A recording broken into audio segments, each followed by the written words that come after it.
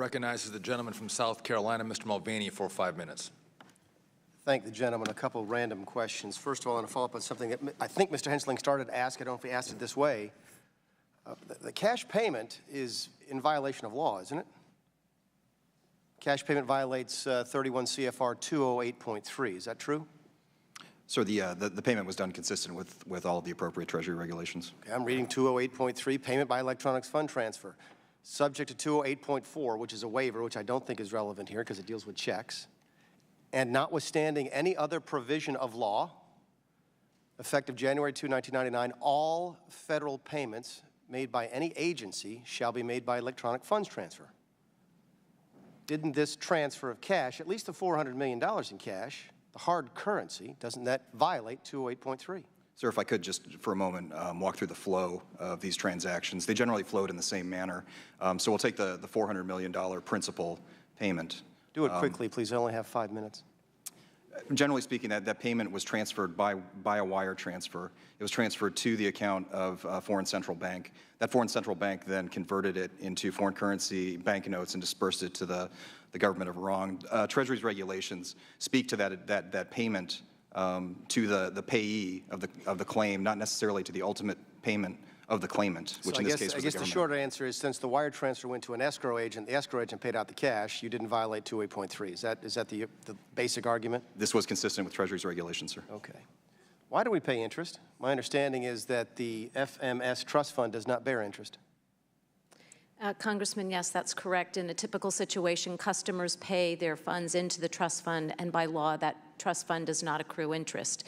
As I mentioned in the top of my remarks, the United States and Iran entered into a memorandum of understanding in February of 1979 that had express provision for unexpended funds to be placed in an interest-bearing account, and it's on that, based on that language, that Iran has brought its claim for interest. Okay, did we put it in an interest-bearing account? The funds were not placed in an interest-bearing account. So we had an agreement with Iran that required us to put that money into an interest-bearing account, but we didn't do that?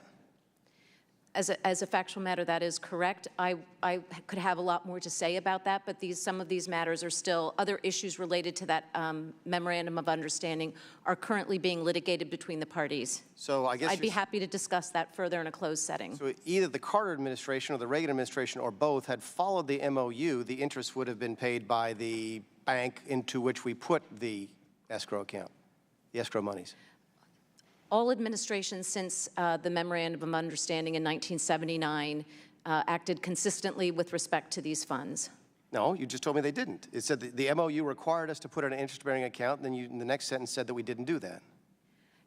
That's correct, but what I was saying was that each administration treated those funds consistently, notwithstanding the language of the MOU. There are legal arguments at stake here that continue to be before the tribunal, and again, I would be happy to discuss that further in a closed setting. All right, we may get that opportunity. Last question to Mr. Capuano. I think he stepped out. My understanding of the flow of the funds is that the original $400 million, which was in the FMS, was indeed a payment by the government of Iran under the FMS program. I get that, okay? Their money, for lack of a better word. But there was a legal lien against that money, wasn't there? That the 2000 Victims of Trafficking and Violence Protection Act of 2000 specifically placed a lien against that exact amount of money. Is that not true?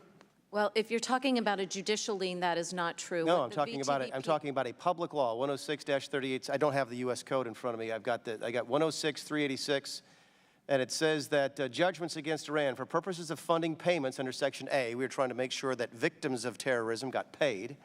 In case of the judgments against Iran, the Secretary of Treasury shall make such payments from amounts paid and liquidated from, and there's a list of things. One of the list includes funds not otherwise made available in an amount not to exceed the total amount in the Iran Foreign Military Sales Program account. This money was liened by law in 2000. Yes, I'm familiar with that, Congressman. So did we repeal this law, or how did we get around this? What happened was that the judgments were paid from appropriated funds to the extent of $400 million, which was the balance of the FMS trust fund at that time, at the time of enactment. Whoa. So the taxpayers paid $400 million in claims when we could have taken it out of this fund? Yes, it's correct. Congress passed legislation that appropriated funds to be paid to those victims to the level of what was in the balance of the trust fund. When did we do that? Through the very act that you're discussing.